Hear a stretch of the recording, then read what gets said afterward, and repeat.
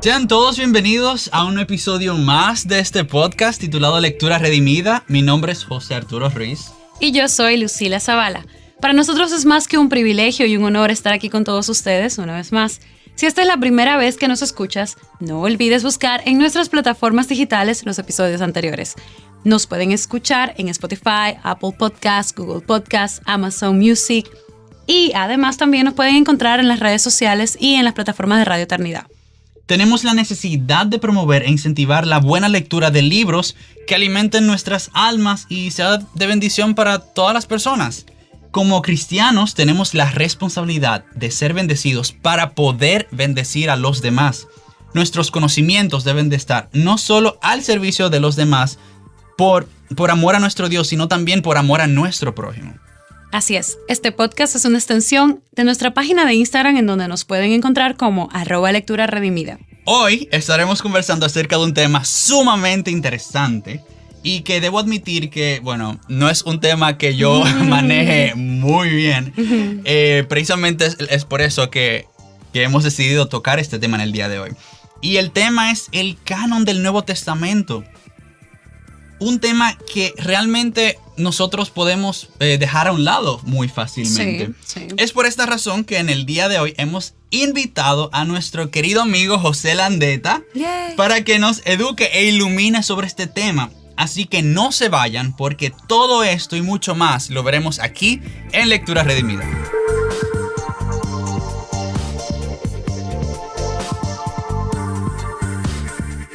José Landeta, muchísimas gracias de verdad por estar aquí una vez más. Sí, de verdad que es un placer tenerte por aquí una vez más, hermano. Nada, para los que no estuvieron la primera vez que estuviste aquí y no han tenido todavía la oportunidad de escucharlo, Landeta estuvo con nosotros en la primera temporada y compartimos acerca sobre leer física y digital. Exacto. Y nada, nos dio algunos consejos y hablamos de todo el tema. De verdad que está muy bueno, búsquenlo, tómense un tiempecito y escúchenlo, les será de mucha bendición, así como lo fue para nosotros en ese momento. Bienvenido, José. Muchísimas gracias por la invitación. Para mí siempre un motivo de gozo y de estar contento de compartir con ustedes. Un honor de verdad. No, el honor es todo nuestro. Ok, mira, ya realmente tú eres conocido aquí. La gente sabe, por lo menos los que han seguido el programa desde el inicio saben quién eres. Pero para los que están escuchando por primera vez, ¿nos podrías hablar, por favor, un poco de ti? Sí, bueno, mi nombre es José Andrés Landeta. Soy, por la gracia del Señor, vine a sus pies hace ya unos 11 años.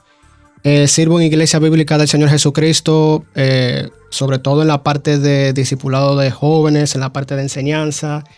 Y bueno, aparte de eso, casado con la mujer más maravillosa, Stephanie Melo.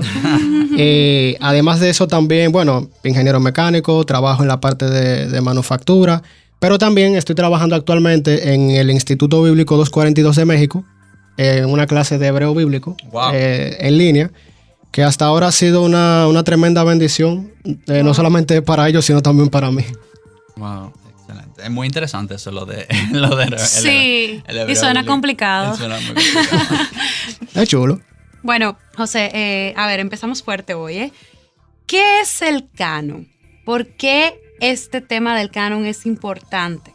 Muy bien, cuando hablamos de canon, la palabra canon lo que significa literalmente es caña.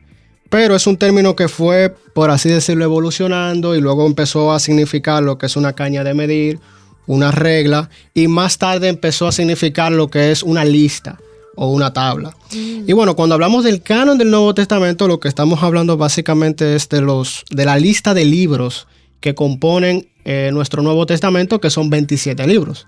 Y son libros que están organizados, vamos a decir, con cierta lógica. Tú primero tienes los 4 evangelios, que son la historia, obra, muerte y resurrección de nuestro Señor Jesucristo, seguido por Hechos de los Apóstoles, que es como una transición entre los evangelios y las cartas. Luego tú tienes las cartas del Nuevo Testamento, que a su vez tú primero tienes las 13 cartas de Pablo, organizadas como de la más grande, que es Romano, hasta la más pequeña, que es Filemón. Luego de las cartas universales, que son las cartas que están dirigidas como de manera, no tanto a una iglesia como Pablo, sino de manera más amplia. que va desde Hebreos, que no sabemos quién le escribió, hasta Judas, y finalmente Apocalipsis, que es como algo aparte, como un género aparte. Y ahí tenemos básicamente el canon del Nuevo Testamento. Ahora, ¿por qué es importante este tema? Y pudiera parecer un tema quizás un poco muy académico para algunos, pero la verdad es que es sumamente bueno porque son de estos temas que edifican nuestra fe y nos permiten edificar a otros y fortalecer a otros. Y solamente por poner algunos ejemplos, en el año 2003, yo recuerdo cuando ese libro salió, quizás José Arturo estaba muy joven cuando eso. Sí.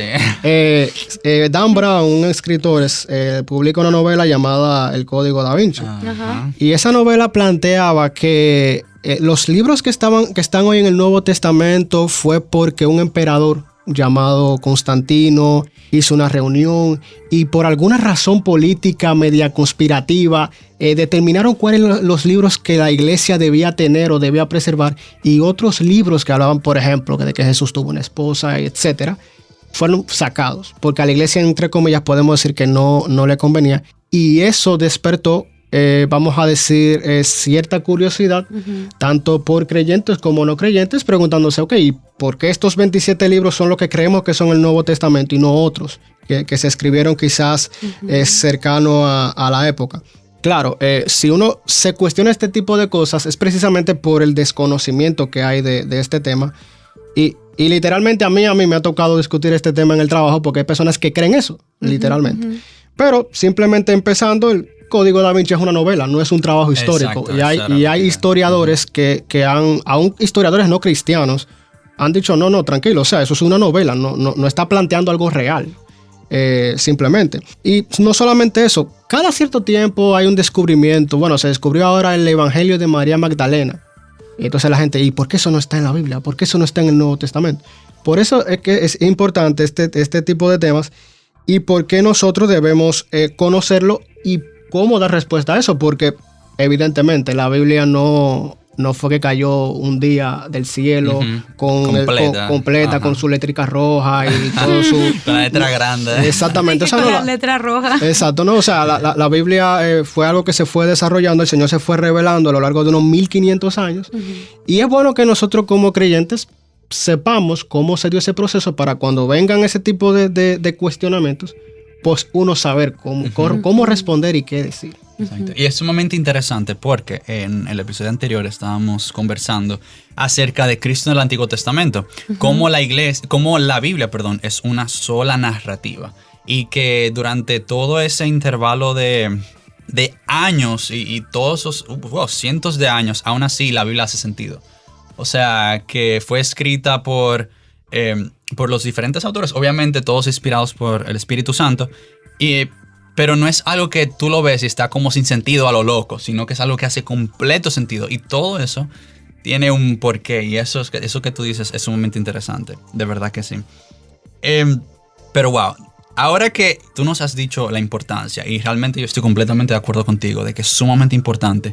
Y como te decía, es un tema que yo realmente desconozco, pero que me interesa conocer porque este tema es como tan debatible y tantas personas siempre están como en desacuerdo de eso, no, que la Biblia si es por hombre, que eso es un tema de verdad muy controversial. Pero ya que tú nos has dicho todo esto, ¿podrías por favor entonces contarnos realmente la verdad? O sea, ¿cómo se formó el canon del Nuevo Testamento específicamente?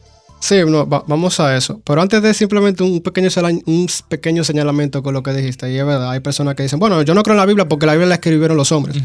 Pero nadie cuestiona los periódicos, nadie cuestiona, porque al final todo lo escriben son personas lo que escriben. Entonces como que a veces levantan ese cuestionamiento. Incluso los personajes históricos. Que vivieron miles de años antes de que la Biblia se creara, por ejemplo. Exacto, ninguno de los tres conocimos a Simón Bolívar, pero lo creemos porque alguien lo escribió en algún lado. Por el testimonio de otros. Exacto. Y no hay un rey o emperador, alguien de Roma, creo que era. Julio César, creo que fue alguien que vivió hace mucho tiempo atrás. Y hay incluso pequeñas porciones en menor cantidad de prueba de que realmente existió. Y la gente lo cree como si fuera un artículo completo. Sin embargo, la Biblia, que tiene muchísimas copias, la gente dice que no. Sí, o sea, el Nuevo Testamento es el documento antiguo del que más copias antiguas tenemos y del que más copias tenemos más cerca de los eventos. Hay historias que creemos históricamente, a pesar de que estaban full alejados históricamente y casi no hay copias. Pero entrando a la pregunta, o sea, hablando un poquito de cómo se forma el canon del Nuevo Testamento, tenemos que hacer un pequeño, vamos a decir, recorrido histórico, principalmente entre los siglos 1, 2 al 4. Vamos a hacer un recorrido rápido, haciendo pequeñas paradas en cada uno para entenderlo. Pero antes de, simplemente aclarando, y hay ciertas dudas ahí, que la relación entre la iglesia y el canon es que la iglesia reconoce los libros que fueron inspirados, no los canoniza. Y hago vamos a decir, la aclaración. Una cosa es que la iglesia se haya reunido y haya definido, estos son los libros que van para el Nuevo Testamento. Pero eso nunca pasó. El proceso fue sumamente orgánico y simplemente los libros que la iglesia espontáneamente, obviamente por la obra del Espíritu Santo, fue reconociendo como inspirados, fueron precisamente lo que tenemos. Y me encanta como un profesor de Nuevo Testamento, Michael Kruger, lo pone de la siguiente manera. Nosotros aquí, por ejemplo, que tenemos aires acondicionados, ¿verdad? Existe lo que es el termostato y lo que es el termómetro. El termostato es lo que te define la temperatura a la que debe estar la habitación. Pero el termómetro lo que hace es que te la mide. El termómetro no define la temperatura, simplemente la mide. Bueno, en el caso de los creyentes, la iglesia a lo largo de los siglos, sobre todo en los primeros siglos, simplemente actuó como un termómetro. Simplemente reconoció lo que ya estaba. Simplemente reconoció que los libros del Nuevo Testamento que tenemos eran inspirados y tenían autoridad por sí mismos porque son palabra de Dios. Haciendo esa aclaración, o sea, no fue la iglesia la que definió los libros del Nuevo Testamento, sino que simplemente reconoció que ya esto era palabra de Dios. Y haciendo esa aclaración, a veces, vamos a decir, del lado católico, dicen, bueno, lo que pasa es que como la iglesia fue la que definió los libros del Nuevo Testamento, la iglesia tiene autoridad sobre la Biblia, cuando realmente debe ser al revés. Claro. La iglesia simplemente reconoce la autoridad que la misma Biblia tiene porque es palabra de Dios. Incluso, perdón por interrumpirte, pero tú mencionando eso. Adelante. Incluso si no lo reconociera, la Biblia seguiría siendo la Biblia. Correcto. O sea, es importante aclarar que sí, la iglesia, genial, entendió y que la Biblia y esos libros son los inspirados. Pero así como tú decías, la iglesia no tiene el poder sobre la Biblia. O sea, por más que yo puedo decir, ¿sabes qué? Yo como la iglesia digo que no tiene autoridad. ¿Y quién soy yo para decir a la palabra del Señor que no tiene autoridad? Correcto. O sea que es sumamente interesante y cómo... Correcto, así mismo es. Entonces, habiendo hecho esa aclaración, entonces, haciendo un pequeño recorrido, lo primero que tenemos que ver es, en el mismo primer siglo, que fue la época donde el Nuevo Testamento se estaba escribiendo, es interesante que ya hay autores del Nuevo Testamento que reconocían que libros que se estaban escribiendo en su propia época ya eran parte de las Escrituras. Wow. Eso es sumamente importante en este tema. Y hay dos pasajes en particular que yo quisiera tocar, que son 2 de Pedro 3:16 y 1 de Timoteo 5:18. En el caso de 2 de Pedro 3:16, esto es el apóstol Pedro escribiendo, dice: y considerad la paciencia de nuestro Señor como salvación, tal como se escribió también nuestro amado hermano Pablo, según la sabiduría que le fue dada. Y recordando que Pedro y Pablo eran contemporáneos. Asimismo, en todas sus cartas hablan ellas de esto, en las cuales hay algunas cosas difíciles de entender que los ignorantes e inestables tuercen, como también tuercen el resto de las escrituras para su propia perdición. Recuerden que Pablo y Pedro vienen de un trasfondo judío, y para el judío las escrituras era el Antiguo Testamento, la palabra de Dios, la palabra inspirada. Pero es interesante que Pedro está diciendo ahí lo que Pablo escribió, las cartas que él escribió, son parte de estas escrituras que nosotros reconocemos como palabra de Dios autoritativa e inspirada. Y Pablo y Pedro eran contemporáneos. Sí. O sea, Pedro no está hablando de cosas que se habían escrito cientos de años atrás. No. Pedro está hablando de cartas que Pablo en ese preciso momento estaba escribiendo. El Espíritu Santo iba revelándoles a ellos, esto es de Dios. Amén. Entonces, ese es el primer punto. Pero también hay otro pasaje de Pablo ahora, en 1 de Timoteo 5:18, que dice: porque la escritura dice, no pondrás bozal al buey cuando trilla, y el obrero es digno de su salario. Ok, aquí Pablo está citando las escrituras, y como ya dijimos, la concepción de ellos, escrituras, en ese momento, primeramente era el Antiguo Testamento, pero él está citando las escrituras, y vamos a decir, la primera porción que él cita, no pondrás bozal al buey cuando trilla, decimos, ok, perfecto, eso está en Deuteronomio 25:4. la porción de Deuteronomio que es del Antiguo Testamento. Pero la siguiente porción, el obrero es digno de su salario. Eso no está en el Antiguo Testamento. Eso nosotros lo encontramos en Lucas 10:7. Ahora es súper interesante porque si tú vas a Hechos, Lucas, que creemos que escribió el Evangelio de Lucas, era algo así como un discípulo de Pablo. Era un compañero de misiones de Pablo. Entonces fíjense cómo Pablo lo que está reconociendo, lo que Lucas escribió, que el Señor dijo, es parte de las Escrituras. Y eran básicamente o prácticamente contemporáneos. Entonces, alguien pudiera decir, bueno, quizás Pablo no estaba citando a Lucas, quizás estaba citando otro registro.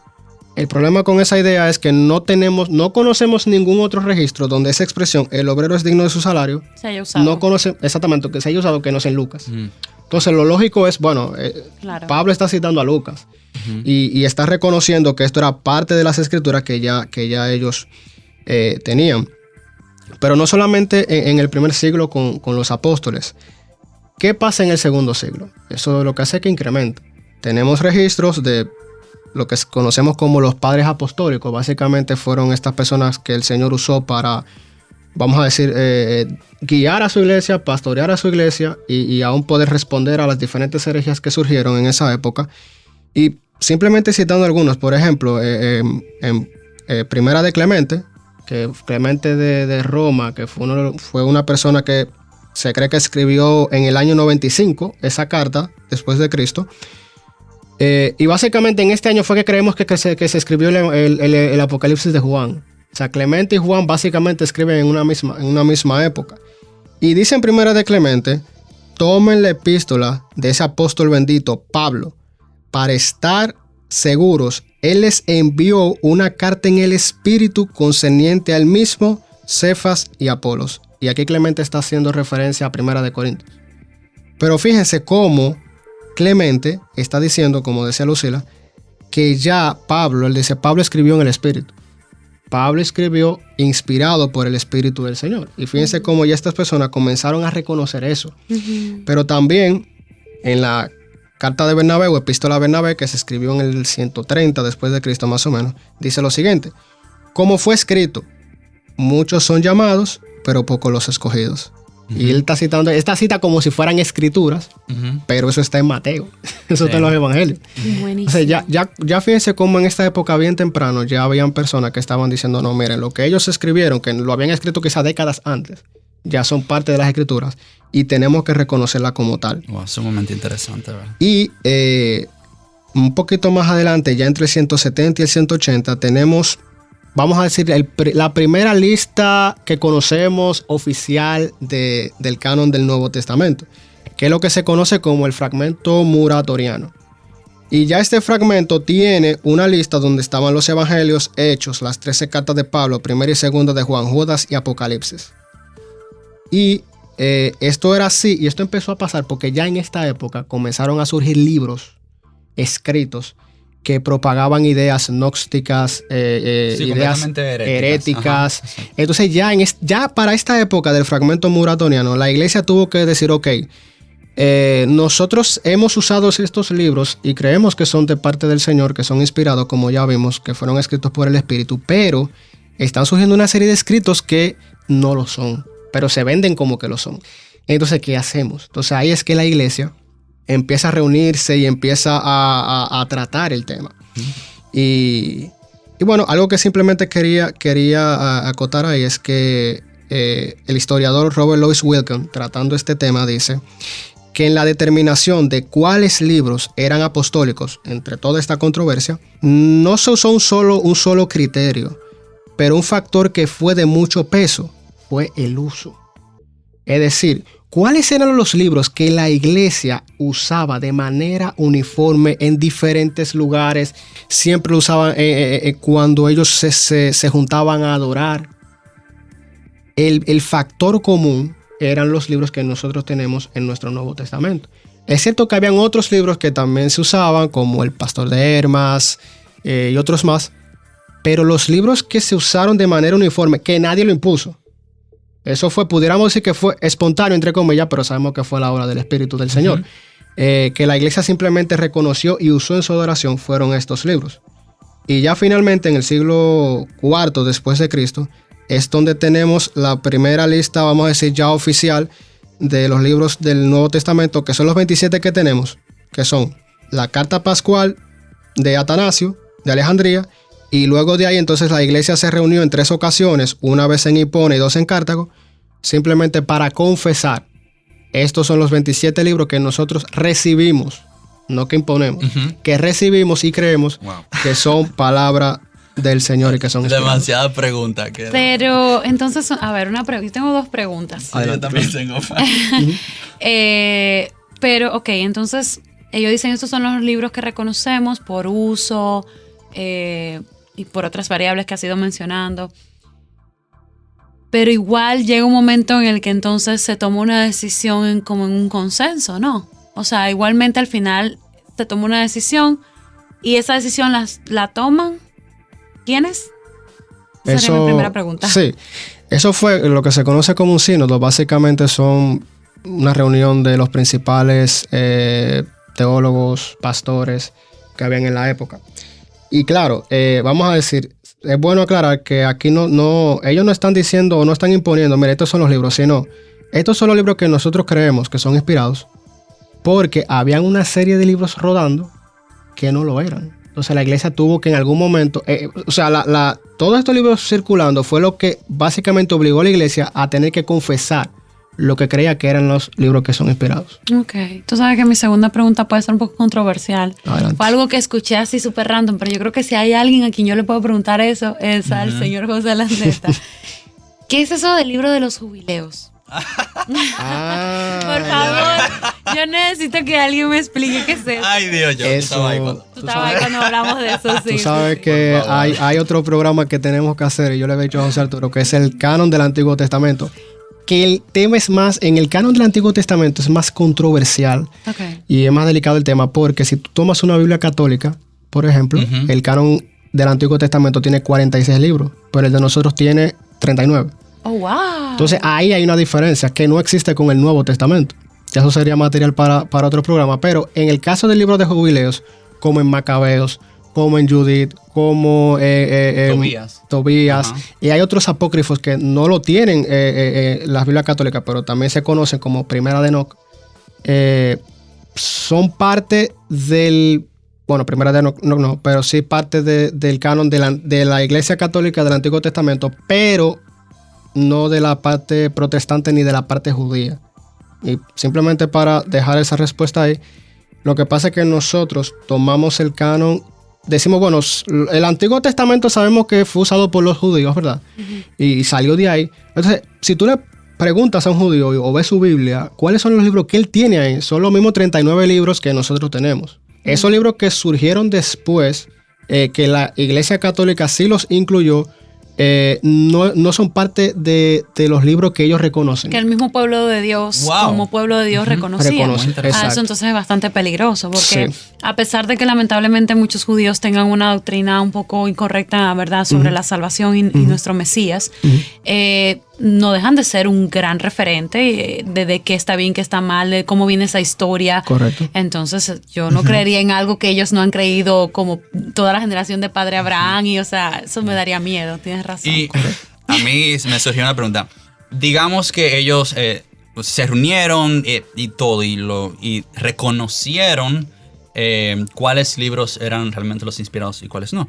Pero ¿hubo algún, no sé si tienes este dato, pero hubo algún libro o algo que quizás, que nosotros tenemos en nuestras Biblias hoy en día, que quizás no, en ese momento ellos estaban como, ¿lo ponemos? ¿No lo ponemos?